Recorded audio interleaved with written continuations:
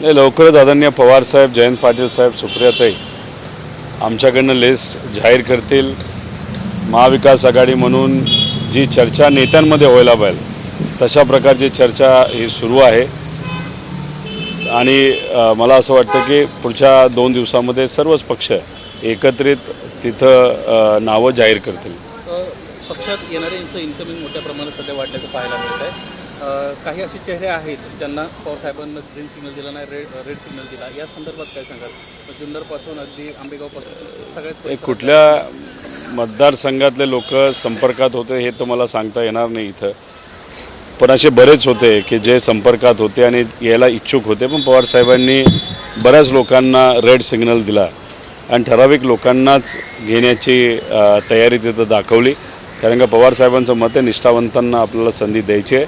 काही राजकीय समीकरण असतात ते बघून ठराविक ठिकाणी आपल्याला जे प्रवेश करतात त्यांना द्यावं लागतं आहे, पण बहुतांश ठिकाणी आपल्याला निष्ठावंतांना संधी द्यावी लागेल असं पवारसाहेब आणि सर्वच आमचे नेते म्हणत आहेत. सतीश चव्हाण यांनी काही वेळापूर्वीच पवारसाहेबांची भेट घेतलेली आहे. अजित पवारांचे जवळचे मानले जातात, त्यांचाही पक्षप्रवेश निश्चित म्हणायचा आता. मी जेव्हा आदरणीय पवारसाहेबांना भेटायला आलो तिथं काही नेते नक्कीच तिथं होते.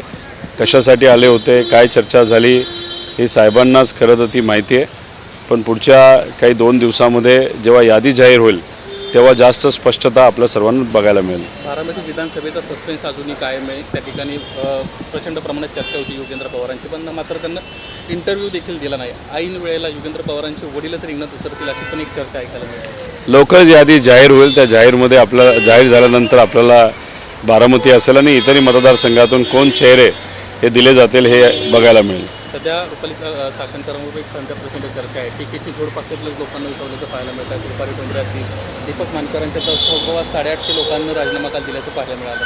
एकंदरीत ज्या पद्धतीने घडामोडी त्या ठिकाणी घडत आहेत, टीकेची जोड उठवली जाते, कसं पाहत आहे? आता अंतर्गत त्यांच्या पक्षामध्ये काय चाललं हे मला तरी सांगता येणार नाही, पण बहुतांश लोक जे त्या पक्षाबरोबर नाहीतर जो कुठला पक्ष विचार सोडून गेलेला आहे त्यांच्याबरोबर कॉन्ट्रॅक्टर असतील नाहीतर स्वतःचं हित मनामध्ये ठेवून ते सत्तेत गेले होते. आता जर त्यांचं हित जोपासलं गेलं नसेल पक्षप्रमुखांकडनं मग नाराजगी त्यांच्यात मोठ्या प्रमाणात होणारच आणि ती कुठेतरी आता आपल्याला होताना बघायला मिळतं. शरद पवारांनी राज्याला विकासापासून दूर ठेवला असं तुमचेच माजी खासदार उदयनराजे भोसले म्हणतात, जे सध्या भाजपमध्ये. उदयनराजे साहेबांबद्दल आपण काय बोलणार?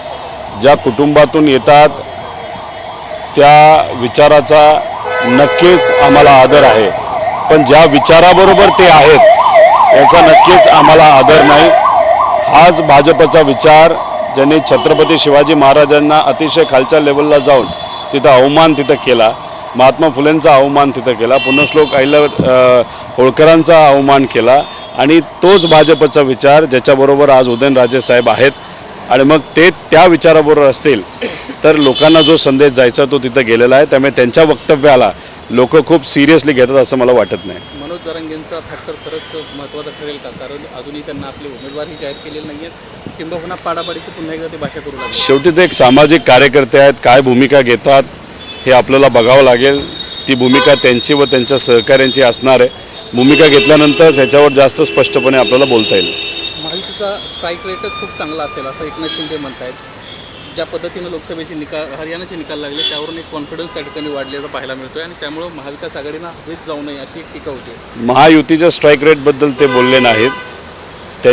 त्यांच्यामध्ये जो अंतर्गत कलह आहे एकामेकाचे उमेदवार पाडण्यामध्ये, काही अपक्ष उमेदवार भाजपसुद्धा उभी करणार आहेत आणि काही एकनाथ शिंदे साहेबसुद्धा तिथं उभे करणार आहेत.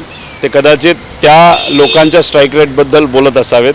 कारण का तुम्ही जर बघितलं तर अमित शाह साहेब बोलत असताना 2दा अप्रत्यक्षपणे संदेश दिलेला आहे की भाजपच्याच मुख्यमंत्री येत्या काळामध्ये होईल. आता महाराष्ट्रात त्यांची सत्ता येणार नाही, पण जर आली असं ते म्हणतात की मग भाजपचा मुख्यमंत्री तिथं होणार.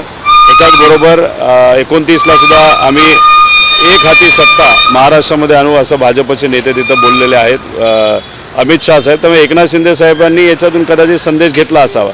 आणि महत्त्वाचं काय की त्यांच्यामध्ये एवढं धाडस नाही भाजपमध्ये की देवेंद्र फडणवीस साहेबांना चेहरा करायचा.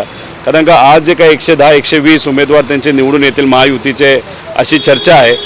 जर फडणवीस साहेबांचा चेहरा आज पुढे केला जे त्यांना करता येणार नाही, त्यामुळे एकनाथ शिंदे साहेबांचा वापर फक्त इलेक्शन पुरतं करतील. समीकरण बघतील आणि नंतर भाजपचा चेहरा बसवतील. पण आज देवेंद्र फडणवीस साहेबांचा चेहरा पुढे आणला तर त्यांच्या अजून 30 जागा कमी होतील अशी भीती भाजपला नक्कीच वाटते. महाविकास आघाडीमध्ये सुद्धा मुख्यमंत्री पदावरून सध्या आपल्याला रस्सीखेच बघायला मिळत आहे. तुमच्या पक्षाचा मुख्यमंत्री झाला पाहिजे अशी कार्यकर्ता म्हणून तुमची इच्छा आहे? पवार साहेबांनी स्पष्टपणे सांगितलेलं आहे की मुख्यमंत्री पदाची ही लढाई नाही, ही महाराष्ट्र धर्माची आहे, शिवशाहू फुले आंबेडकरांच्या विचाराची आहे आणि महाराष्ट्राला आपल्याला प्रगतीपथावर नेण्याची ही लढाई आहे आणि भाजप आणि महायुतीला आपल्याला सत्तेच्या बाहेर काढायचं आहे. त्यामुळे जे आमचे नेते बोलतात त्याच पद्धतीने आम्ही पुढे जात असतो. पवार साहेबांना पुन्हा एकदा केंद्राची सिक्युरिटी देण्यासंदर्भामध्ये हालचाली सुरू झाल्या. बाबा सिद्दीकींच्या हत्येनंतर ही घडामोड होती अशा पद्धतीची माहिती मिळते. सध्या त्या संदर्भात काही अपडेट आले? खरं तर बाबा सिद्दीकी साहेबांच्या बरोबर सिक्युरिटी असायला पाहिजे होती, त्यांना सिक्युरिटी दिली गेली होती. 15 दिवस आधी त्यांना फोन आला होता असं कळतं आहे आणि त्यामुळेच त्यांची सिक्युरिटी दिली गेली होती. पण दुर्दैवी घटना जेव्हा घडली त्यांच्याबरोबर एक पोलीस अधिकारी होता असं आम्हाला कळालं, जे 3 असायला पाहिजे.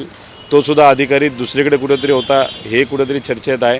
त्यामुळे ते जे काय घडलं ते सुरक्षिततेच्या बाबतीत नेता जर आज सुरक्षित नसेल तर मग सामान्य लोक किती सुरक्षित आहे अशी चर्चा आता लोकांमध्ये आहे. पण पवार साहेबांचं जे मत आहे याच्या आधीसुद्धा सिक्युरिटी जेव्हा दिली गेली होती नाही तर देण्याचा प्रयत्न हा केंद्र सरकारकडनं केला गेला होता. त्याला वेगळे अँगलसुद्धा आहेत.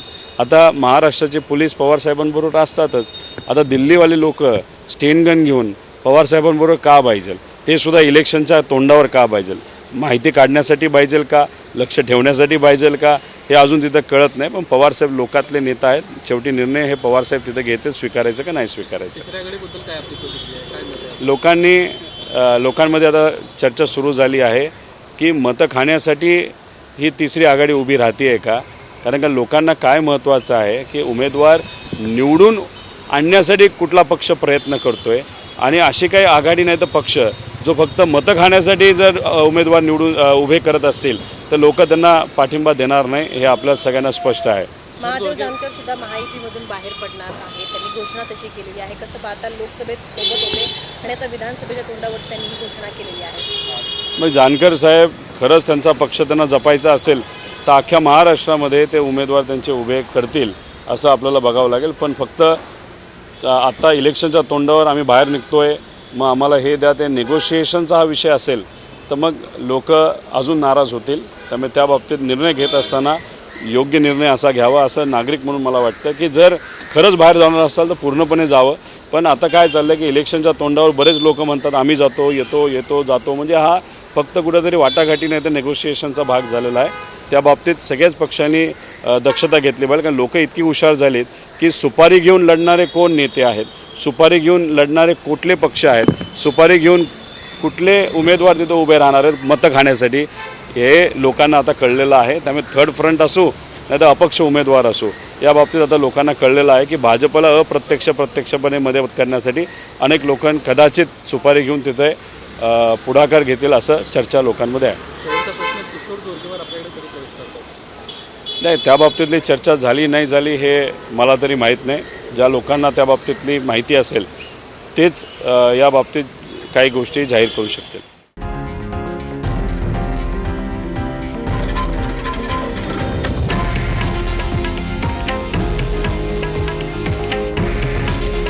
हे आहे देशातील नंबर 1 न्यूज नेटवर्क आणि आपण पाहत आहात TV9 मराठी. काळजी तुमची, हित महाराष्ट्राचं.